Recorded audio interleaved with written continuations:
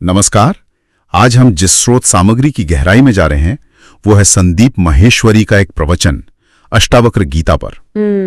ये गीता तो मतलब आध्यात्मिकता का शिखर मानी जाती है। तो आज हम क्या करने वाले हैं, इस प्रवचन के जरिए हम अष्टावक्र गीता के कुछ बहुत ही बुनियादी पर गहरे विचारों को समझने की कोशिश करेंगे। बात होगी सच की, झूठ की, खुद को जानने की यानी आत्मज्ञान की, और हाँ, मुक्ति की भी। ये वो बड़े सवाल हैं जो कहीं ना कहीं हम सबके मन में आते हैं। बिल्कुल। और ये जो स्रोत है ये राजा जनक और ऋषि अष्टावक्र के बीच के संवाद पर टिका है। राजा जनक जो सत्य के खोजी हैं और अष्टावक्र जिन्हें आत्मज्ञान हो चुका है। अच्छा, तो हम यही देखेंगे कि जनक के सवाल कैसे आत्मखोज का रास्ता खोलते हैं और इस बातचीत से क्या खास बातें निकल कर आती हैं। चलिए फिर शुरू करते हैं। सबसे पहले तो यही सवाल आता है, सच क्या है और झूठ क्या। इस प्रवचन में इसको कैसे समझाया गया है? देखिए, शुरुआत ही बड़ी दिलचस्प है। जिसे हम आमतौर पर सच मानते हैं, जैसे आंखों से कुछ देखना या कानों से सुनना, हाँ, रोजमर्रा का सच, उसे यहाँ सापेक्ष सत्य कहा गया है। मतलब रिलेटिव ट्रूथ। हाँ। सापेक्ष इसलिए क्योंकि वो किसी चीज पर निर्भर है, हमारी इंद्रियों पर, शायद किसी मशीन पर। जैसे पानी दिख रहा है, ये सच है, पर ये देखने पर निर्भर है। ठीक है, ये समझ आया। और झूठ किसे कहा है फिर? ये थोड़ा चौंकाने वाला लगता है। हाँ है। तो झूठ कहा गया है उन चीजों को जो हर व्यक्ति के लिए अलग होती हैं, जो पूरी तरह व्यक्ति पर निर्भर हैं। जैसे हमारे विचार, हमारी भावनाएं, किसी के बारे में हमारी राय, हमारी मान्यताएं, ये सब, क्योंकि ये हर किसी के लिए अलग है, एक जैसा नहीं है। अच्छा। तो प्रवचन ये तर्क देता है कि इन्हें परम सत्य नहीं कह सकते। जहां भी अलग होने की गुंजाइश है वो पूरी तरह सच कैसे हुआ? मन की उपज है, ये बदलते रहते हैं और सबके लिए अलग होते हैं, है ना? हाँ बिल्कुल। कोई एक ही इंसान, किसी को बहुत अच्छा लगता है और किसी को बहुत बुरा। कोई किसी चीज को बहुत जरूरी समझता है, कोई उसी को बेकार। ये सब हमारे अपने बनाए हुए सच हैं, इसलिए परम सत्य के मुकाबले इन्हें झूठ कहा गया है। हम असल में अपने विचारों के, अपनी धारणाओं के बुलबुले में जी रहे हैं। तो फिर परम सत्य क्या हुआ, जिसे एब्सोल्यूट ट्रूथ कहा गया है? हाँ, यही अष्टावक्र गीता का असली फोकस है। परम सत्य वो है जो किसी पर निर्भर नहीं करता, न इंद्रियों पर, न मन पर, न विचारों पर। अच्छा। वो स्वयं का सत्य है, आत्मा का सत्य, जो हमेशा है, एक जैसा है सबके लिए। पानी का उदाहरण ही लें। पानी का होना H2O, ये एक सापेक्ष सत्य है। वैज्ञानिक तौर पर भी देख सकते हैं, सबके लिए वो पानी ही है। ठीक है। लेकिन पानी के बारे में मेरी सोच कि मुझे ठंडा पानी पसंद है या ये पानी साफ नहीं लग रहा, ये मेरा अपना विचार है, मेरी कल्पना है। इसे परम सत्य नहीं माना गया। वाह, ये फर्क तो बहुत गहरा है, सापेक्ष और परम सत्य का। अच्छा, तो इस परम सत्य को यानी आत्मज्ञान को समझने के लिए क्या चाहिए? क्या कोई भी इसे समझ सकता है? यहाँ राजा जनक का उदाहरण कैसे आता है? ये बहुत अच्छा सवाल है। स्रोत बताता है कि राजा जनक वो सिर्फ नाम के राजा नहीं थे, वो वाकई में सत्य के लिए प्यासे थे, एक गंभीर जिज्ञासु। उन्होंने खूब शास्त्र पढ़े थे, वेद उपनिषद, मतलब उनके पास थ्योरेटिकल नॉलेज, सिद्धांतों का ज्ञान भरपूर था। उन्हें पता था आत्मा क्या है, ब्रह्म क्या है, ये सब पढ़ा सुना था। लेकिन फिर भी वो अष्टावक्र के पास क्यों गए? कुछ कमी थी? कमी थी बोध की, यानी प्रैक्टिकल एक्सपीरियंस। आत्म साक्षात्कार नहीं हुआ था। जैसे किसी ने मान लीजिए चीनी के बारे में सब कुछ पढ़ लिया, उसका केमिकल फॉर्मूला, कहाँ उगती है, कैसे बनती है, पर कभी चखी नहीं। अच्छा, समझा। ज्ञान था, अनुभव नहीं था। बिल्कुल। जनक के पास जानकारी थी, अनुभव नहीं था। और अष्टावक्र प्रवचन उन्हें ऐसे दिखाता है जिन्हें न सिर्फ ज्ञान था बल्कि बोध भी था।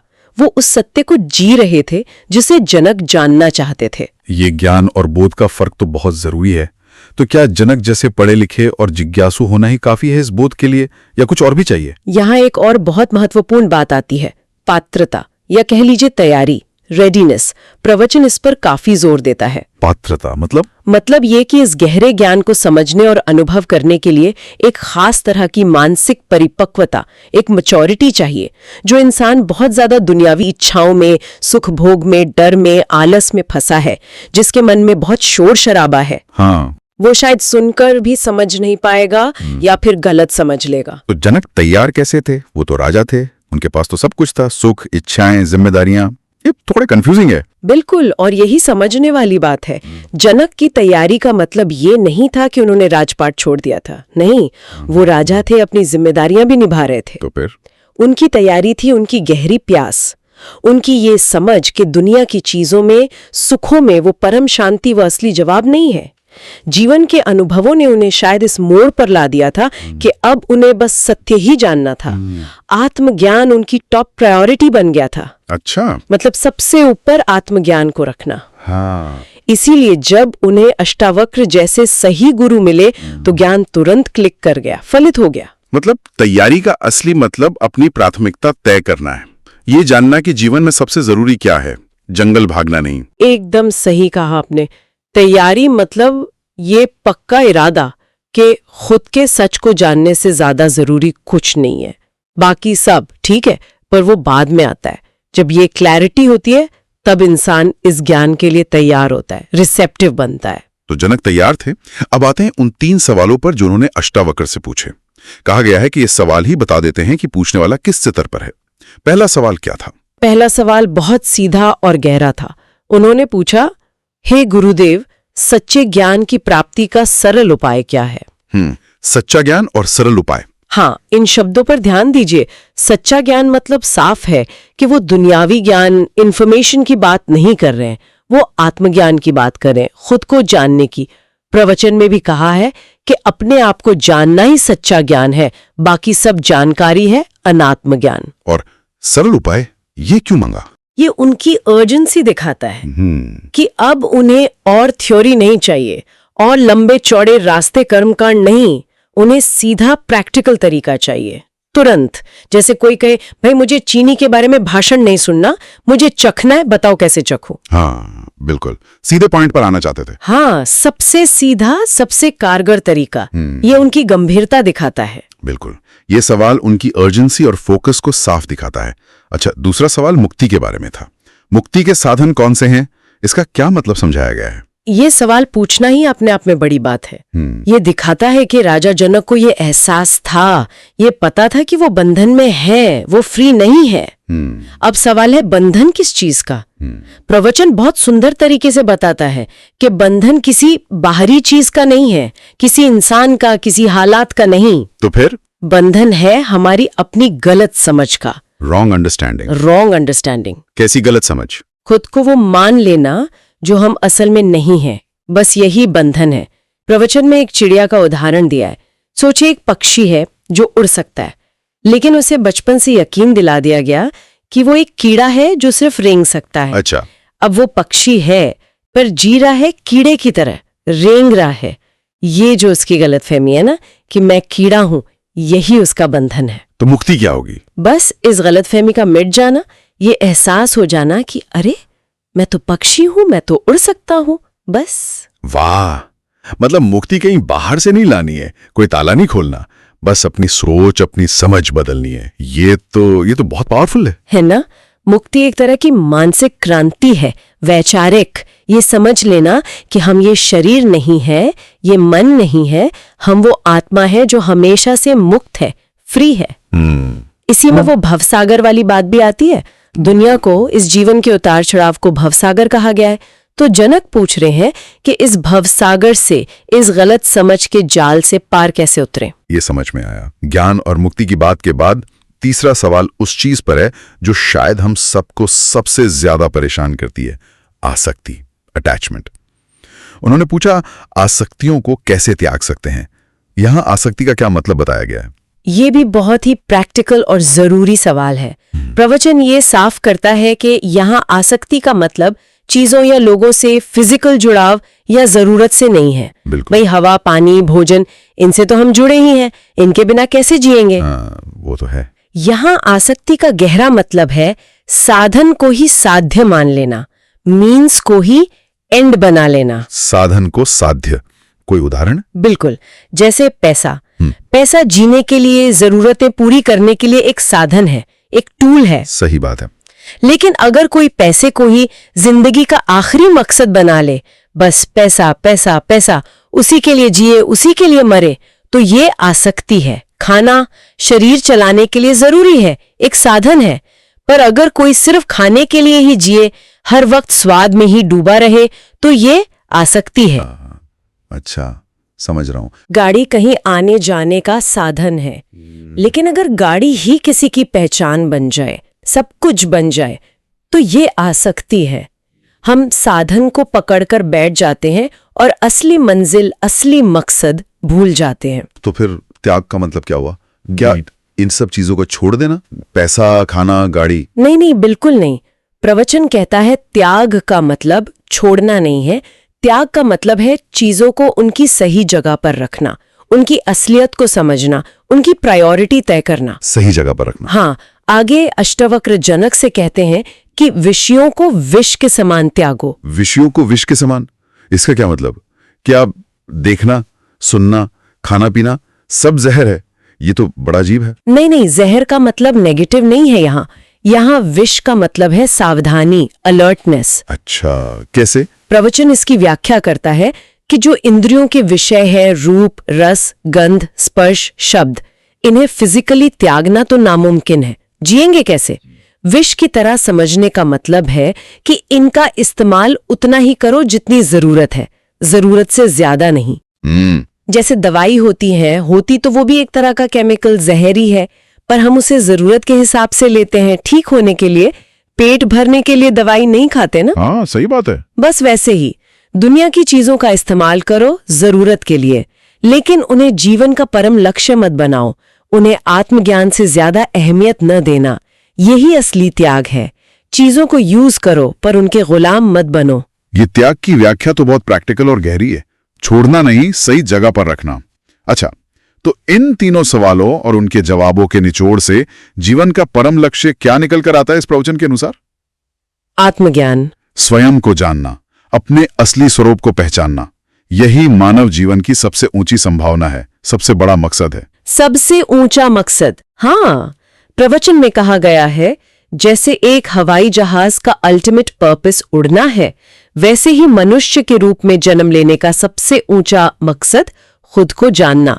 बाकी सब, पैसा कमाना, रिश्ते निभाना, सुख पाना, ये सब साधन हो सकते हैं, रास्ते का हिस्सा हो सकते हैं, पर मंजिल नहीं। इसी से जुड़ी भारत शब्द की एक व्याख्या भी थी शायद। हाँ, वो भी इसी तरफ इशारा करती है।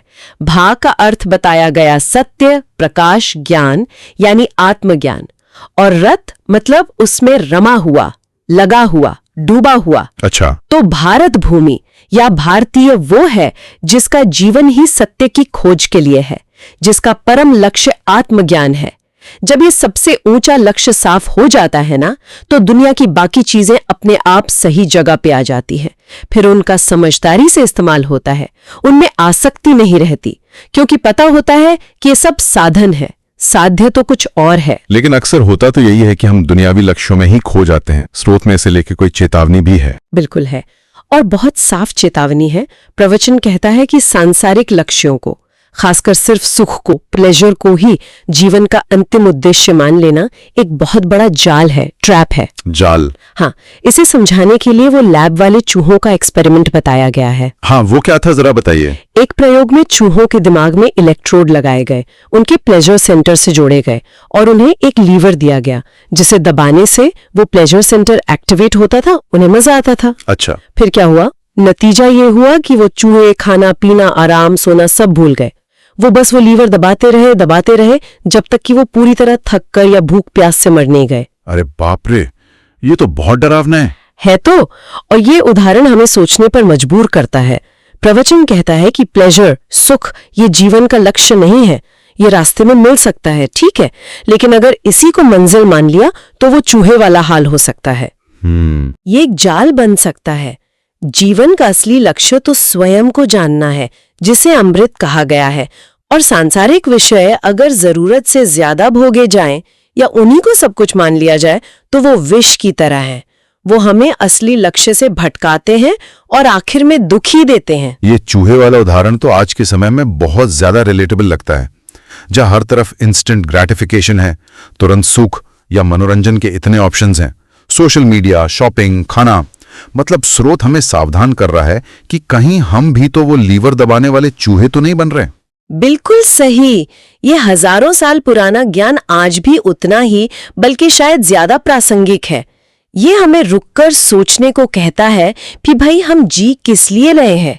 क्या सिर्फ इन छोटे मोटे सुखों के पीछे भागने के लिए, या जीवन में कोई गहरी सच्चाई भी है जिसे जानना है? तो आज की इस गहरी चर्चा में हमने देखा कि कैसे अष्टावक्र गीता पर आधारित ये विश्लेषण हमें रोजमर्रा के सच यानी सापेक्ष सत्य से आगे ले जाकर परम सत्य की ओर इशारा करता है। हमने ये भी समझा कि आत्मज्ञान के लिए पात्रता और तैयारी का क्या मतलब है, और कैसे राजा जनक के वो 3 मौलिक सवाल ज्ञान, मुक्ति और अनासक्ति पर वो सिर्फ सवाल नहीं बल्कि साधक के मन की गहराई और उसकी यात्रा के पड़ाव दिखाते हैं। बिल्कुल। और अंत में यह प्रवचन हमें एक बहुत ही जरूरी और सोचने लायक बिंदु पर छोड़ जाता है। बार बार ये बात आती है कि आत्मा यानी हमारा असली स्वरूप, जिसे हम मैं कहते हैं, वो कहीं दूर नहीं है, भविष्य में नहीं है, किसी स्वर्ग या कल्पना में नहीं है। तो कहाँ है?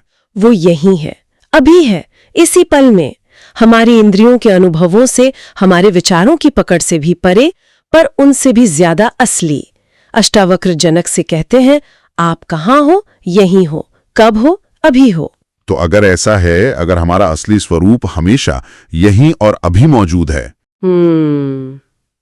तो फिर सवाल ये उठता है कि रोजमर्रा की जिंदगी में, इस भागदौड़ में, हम उसे सीधे सीधे अनुभव क्यों नहीं कर पाते? क्या चीज है जो हमें रोकती है? कौन सा पर्दा है हमारे अपने ही सबसे गहरे सच के बीच? क्या वो हमारे विचार हैं, हमारी आदतें, हमारी मान्यताएं, या कुछ और? ये एक ऐसा सवाल है जिस पर शायद हम सबको खुद सोचना चाहिए, अपने अंदर झांक कर देखना चाहिए।